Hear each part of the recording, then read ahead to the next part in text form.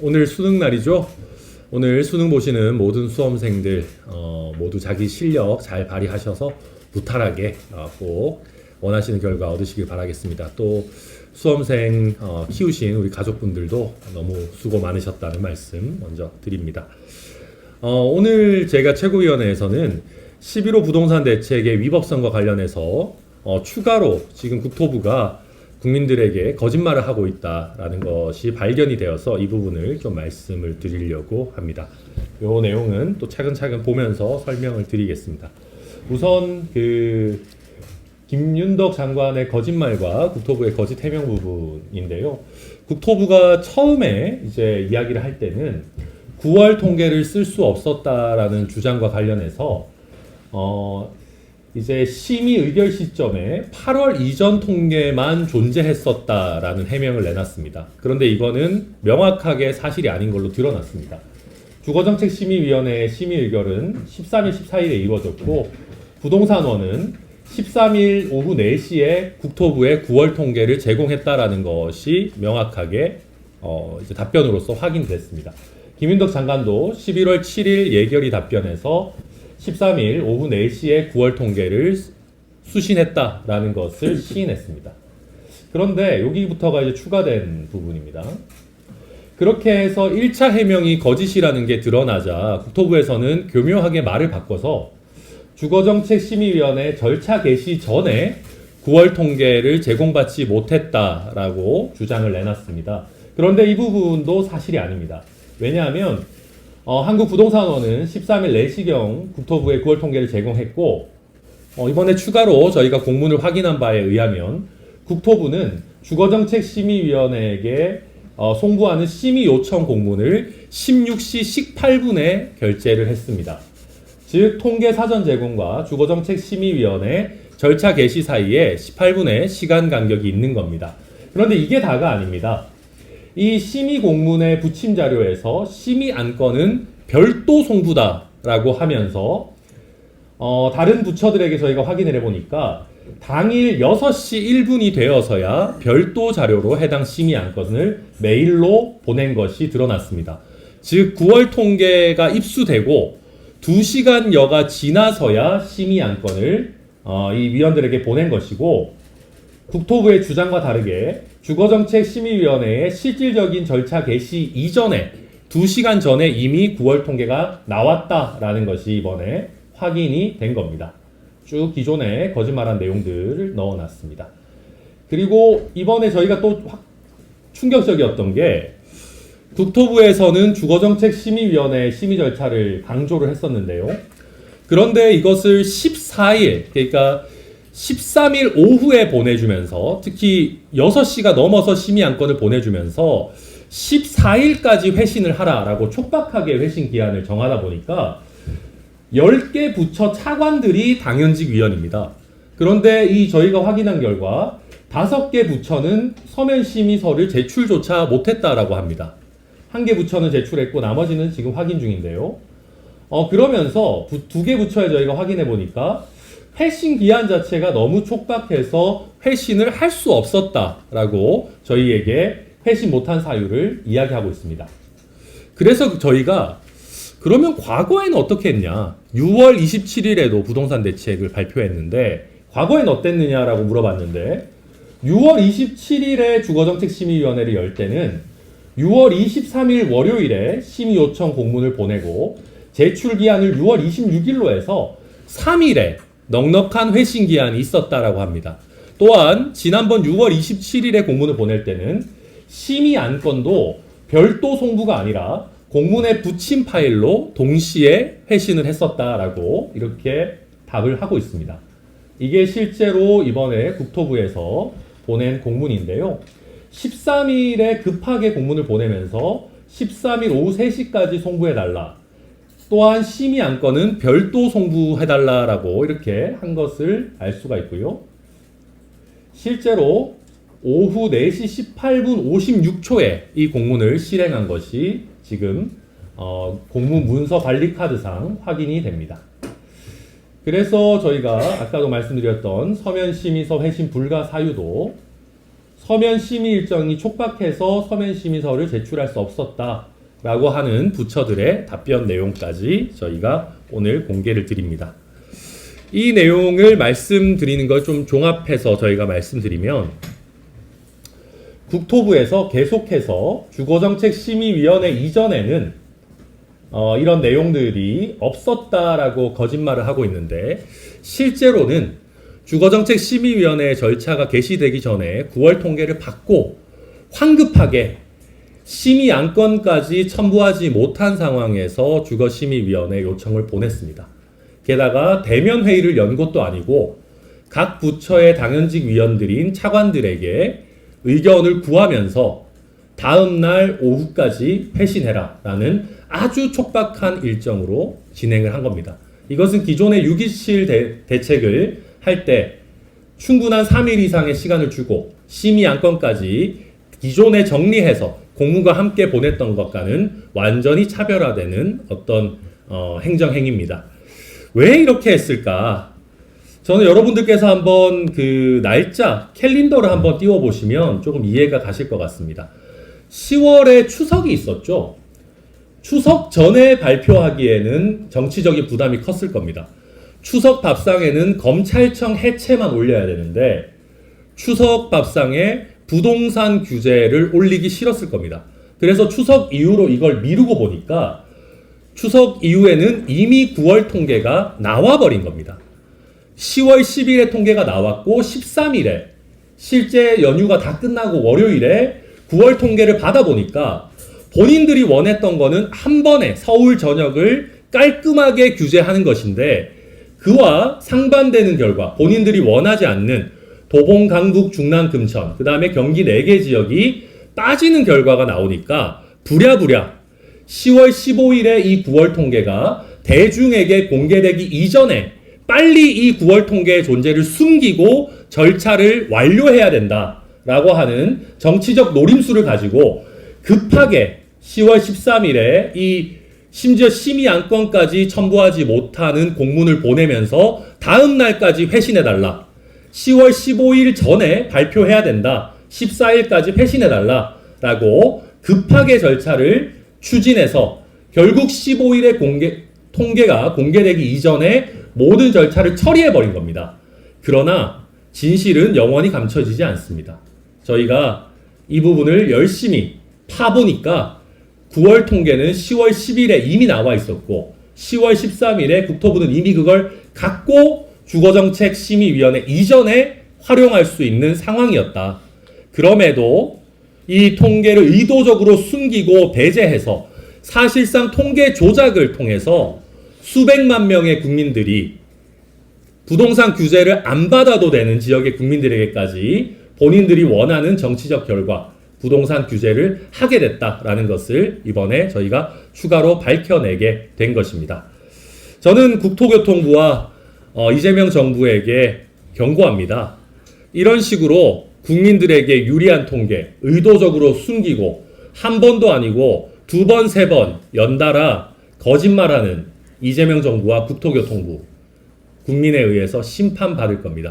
그리고 저와 저희 개혁신당이 반드시 이번 행정소송을 통해서 또 혈역정지 가처분을 통해서 빠른 시일 내에 이런 것들이 심판받고 우리 수백만 명의 국민들의 재산권 침해와 세금 부담 중과가 해제될 수 있도록 최선을 다하겠다라는 말씀 드립니다. 이상입니다.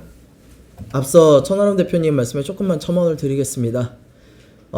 국민의 재산권 같은 것을 제한하는 이런 중요한 정책에 있어서 통계 자료는 필수입니다. 그동안 관행에 따르면 항상 이런 정책을 할 때 정부는 관련한 통계청이나 부동산원의 최신 자료를 받아서 이것을 활용해 왔습니다. 이번에 정부에서는 이 부분에 대해서 본인들이 그 최신 자료가 아직 공표되지 않았다라고 이야기를 하는데, 공표되고 안 되고는 중요하지 않습니다. 정부가 그 사실을 알 수 있었느냐, 즉 성실하게 의무를 다 했느냐의 문제입니다. 만약 그렇지 않았다면 이것은 국민의 재산권을 가짜로 허위로 규정을 만들어서 제한하려 했다는 이런 의혹을 받을 수밖에 없다는 점 말씀드리겠습니다. 검찰총장 사표에 대해서 말씀을 드리겠습니다. 검찰총장 직무대행이 사표를 냈습니다. 정말 가관입니다. 나라 꼴이 어떻게 돌아가려고 이러는 겁니까? 대장동 외압 게이트는 허수아비 검찰총장 직무대행의 사표 하나로 덮일 일이 아닙니다. 검찰 70년 역사를 잡범들에게 팔아넘긴 죄는 그렇게 가볍지 않습니다. 누가 시켰습니까? 누가 검찰의 우물에 독을 풀었습니까? 누가 범죄자를 봐주고 최소 4천억을 챙겨주라고 했습니까? 누가 무슨 권리로 대한민국 법치를 무너뜨리고 국민을 우롱하라고 했는지 진실을 밝혀야만 합니다. 제가 정말 분노하는 것은 민주당의 태도입니다. 내로남불도 정도가 있어야지 하다 이제 범죄자들 편까지 들고 있습니다.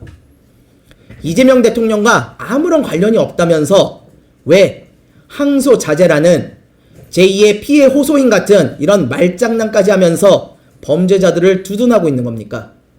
범죄자들 수천억 재벌 만들어주려는 겁니까? 혹시 대장동 일당들에게 꽃길을 깔아주면 당신들 앞에도 꽃길이 깔려서 그러는 겁니까? 그 중에서도 가장 이해할 수 없는 건 항소 포기를 두둔하는 일부 검사 출신 법조인들입니다. 그들은 모를 리가 없습니다. 대장동만 아니었다면 이런 일은 결코 벌어지지 않았다는 것 말입니다. 그럼에도 권력의 눈치를 보며 스스로 권력의 개가 되길 자처하고 있습니다. 이런 사람들은 권력을 위해서라면 나라도 팔아먹을 사람들입니다.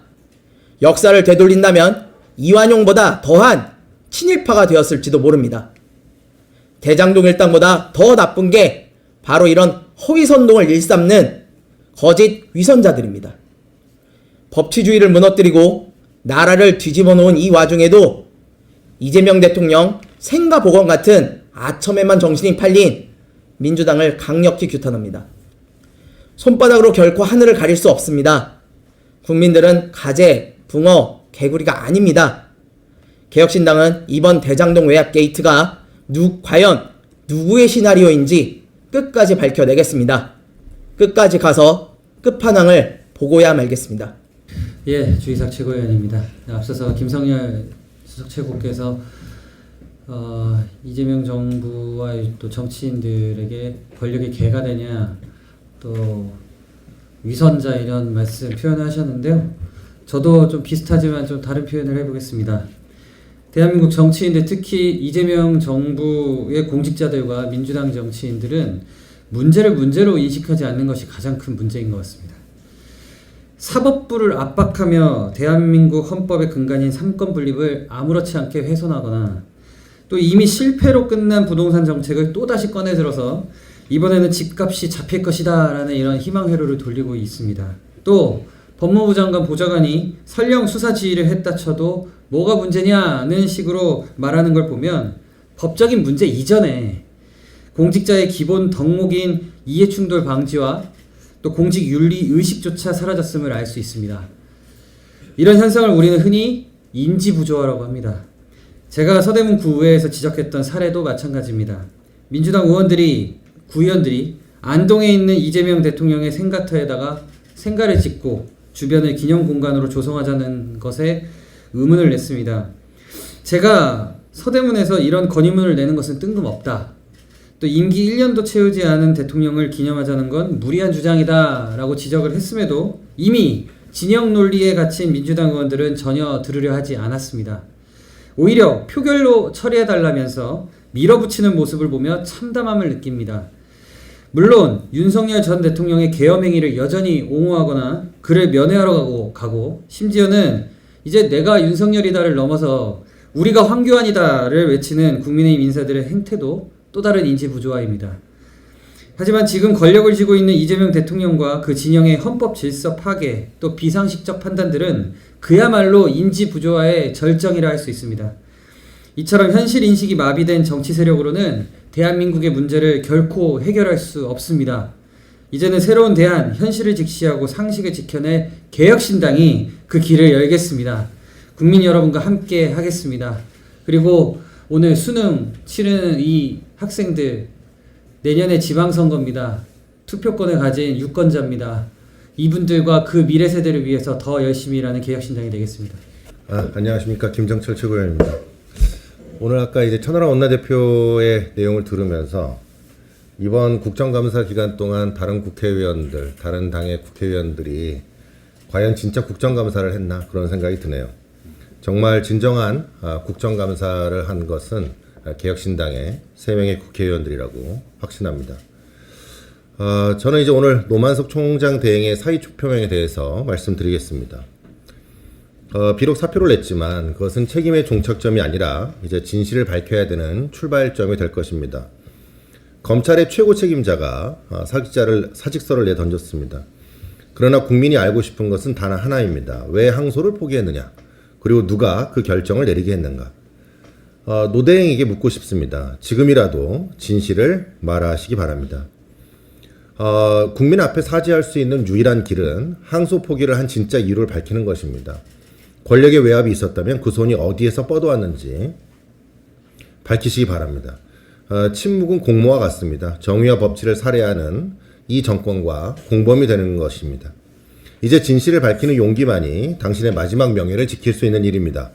국민은 당신의 사표를 원하지 않았습니다. 항소를 포기하고 대장동 일당들에게 불법 수익 수천억 원을 안겨준 직권남용이라는 중범죄는 당신의 사표로 면죄부를 받을 수 없습니다. 국민이 바란 건 항소를 통한 불법 수익의 환수였습니다. 이 깡패 같은 정권에 주먹이 얻어맞아가지고 수사권을 박탈당하더니 이젠 비굴하게 권력의 가랑이 밑으로 기어간 것입니까? 그러나 잊지 마십시오. 진실은 사직서로 봉인되지 않습니다. 노만석 대행에게 다시 한번 경고합니다. 지금이라도 국민 앞에 쓰셔서 당신이 겪은 외압의 실체를 폭로하십시오. 당신이 국민에게 드릴 수 있는 마지막 사죄, 그리고 당신이 검사라는 이름으로 남길 수 있는 마지막 정의입니다.